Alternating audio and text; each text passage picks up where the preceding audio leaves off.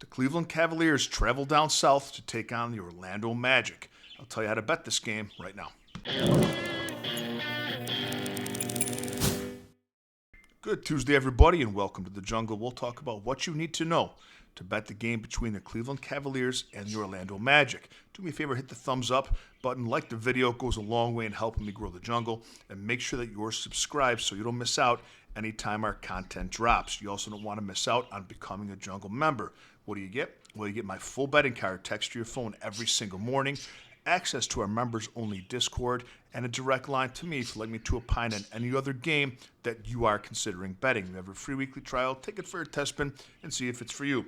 So Cleveland, at the time of this video, 1:40 p.m. Eastern Time, is laying 7.5 points here, and the over-under is set at 222.5.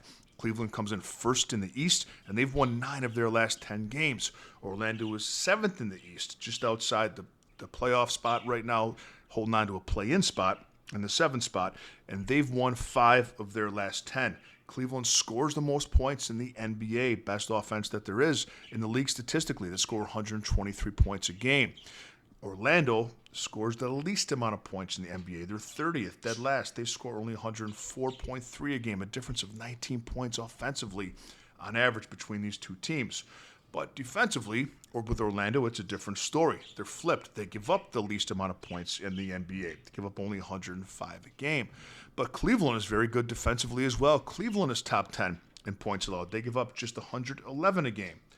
Cleveland, the strength of their team is three-point shooting. They're number 1 in the NBA in three-point percentage. They hit 39.1% of their threes, and that's the only thing that Orlando doesn't do well, the only thing that they're not ranked in the top 5 or top 10 in. In fact, they're 8th worst, Orlando is, in giving up three-point percentage to opponents. Now, these two teams played once already this year, and Cleveland won by 11 points. They were up the entire game, wire to wire, literally the entire game. Orlando didn't have the lead once, and at one point they were up by 22. I expect a lot of the same here.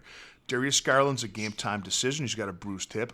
I don't expect him to play. I don't think there's any need to play him in this game. You might as well let him heal, but even if he does, he probably won't see too much time, just some conditioning work, because they're not going to need him against Orlando. That's going to free up Donovan Mitchell for some more three-point usage, even more than he ordinarily gets. So I'm warm on Mitchell today over his points total.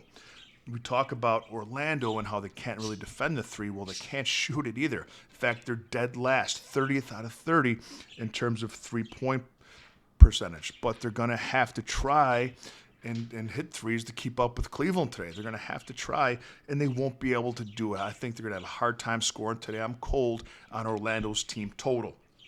Now, these are two teams going different directions and beyond mismatched offensively. And even that stingy Orlando defense, nobody is going to slow down the Cleveland Cavaliers.